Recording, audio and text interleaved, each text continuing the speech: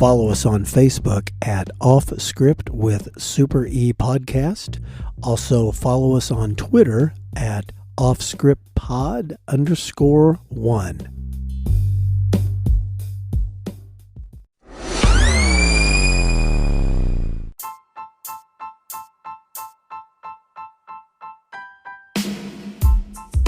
Off Script with Super E recommends listener discretion, as these real but sometimes uncensored stories can be filled with mature content.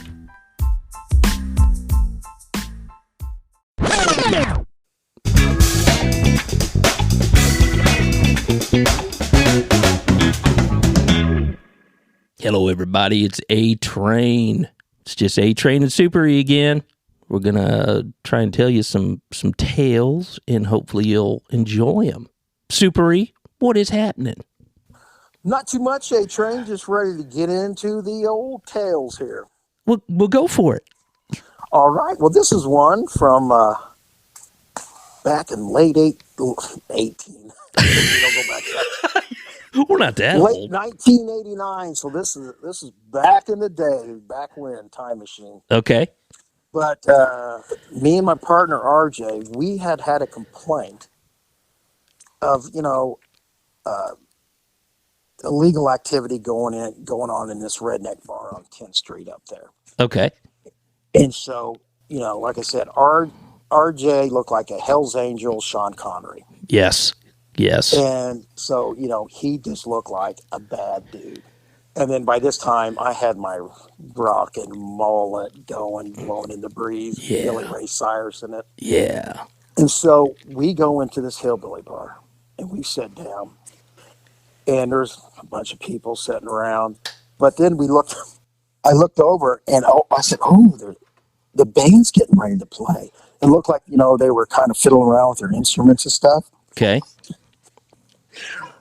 And then and I was like, oh. Well, it looks like they're having a little bit of trouble, but they're getting ready to play.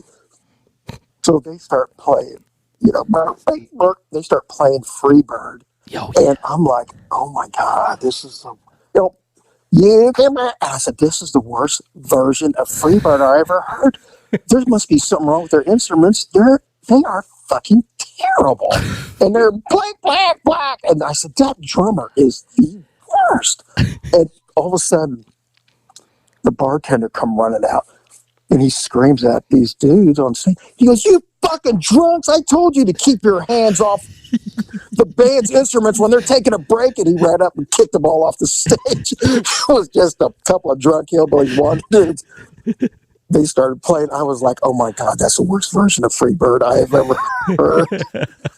So, as you know, me and RJ are laughing about that. There was a table not too far from us. It had a bunch of bad-looking dudes sitting there. I mean, they were big, and they just looked like they didn't give a shit, and they didn't take any shit, but they could give out the shit. I mean, they looked like they would beat your ass. Okay. And so they're all laughing, too, except this one big bearded guy. They're all dressed in leather like they might be part of some motorcycle gang, too, but I couldn't see what it was. Okay. But they're all laughing, too, and all of a sudden I noticed one guy, the biggest guy, would stop laughing and just stare at me and RJ. Okay. And then he'd stare at us, and then he'd look away. And then I was like, RJ, don't look now, but that big, crazy Sasquatch motherfucker over there, he's looking at us. And it looks like he's getting ready to pop off or come unglued. And then we noticed, he's laughing again. He's laughing. He's laughing and joking with everybody at the table. And then he would stop. And then he would just stare at me and RJ. And he looked worried. Okay. And I was like, oh my God. I said, RJ, that big motherfucker's acting weird again. And he goes, don't worry about it. He goes, don't worry about it. Then the guy does it again. And now he's staring longer, and he's even looking more concerned. I go, man, something is agitating this dude. And so all of a sudden the guy just stands up like he's pissed. He just stands up. His chair falls behind him. Okay. And he walks over to our table and he stands there and he goes, I need to know something right now from you guys. And I'm like, what's that? He goes, which one of you is here to kill me? Fuck. And I'm looking at the guy and I look at RJ. I'm like, what the hell?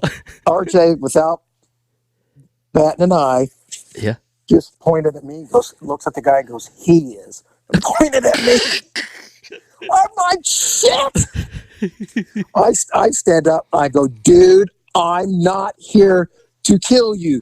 He goes, why are you here to kill me, man? I didn't do it. I said, I am not here to kill you. I said, I'm just here with my friend to have a couple of drinks. He goes, please don't kill me. I'm not going to kill you. He's like a mountain of a man. Oh my. I said, in fact, I'm going to buy you some drink. I'm going to buy your whole table, a whole bunch of drinks. And I promise you, I swear to God, I'm not going to kill you because I have a feeling if you wanted to, you could kill me real easily. Oh. So he was like, you promise? I go, I promise. Promise I'm not going to kill you. Yeah, I promise I'm not going to kill you. Here, sit down at your table. What are you drinking? I'm drinking whatever, long neck bud. And I was like, bartender, long neck bud, right over here. You know, Bigfoot here. Sounds like Bigfoot had a guilty conscience. Like I believe he did, but I didn't want any part of that guilty conscience. And your good friend RJ just immediately, I'm not here to kill you, but he is. Yeah, I didn't even see the bus when it was coming after he threw me under it. So I was like, what the fuck? But I said, thanks, RJ. And he was laughing so hard. He thought it was the greatest thing in the world. Oh, my God. Oh, my God. So, with friends like that, who needs enemies? Exactly. And again, I was hoping to hear a good version of Freebird, but this was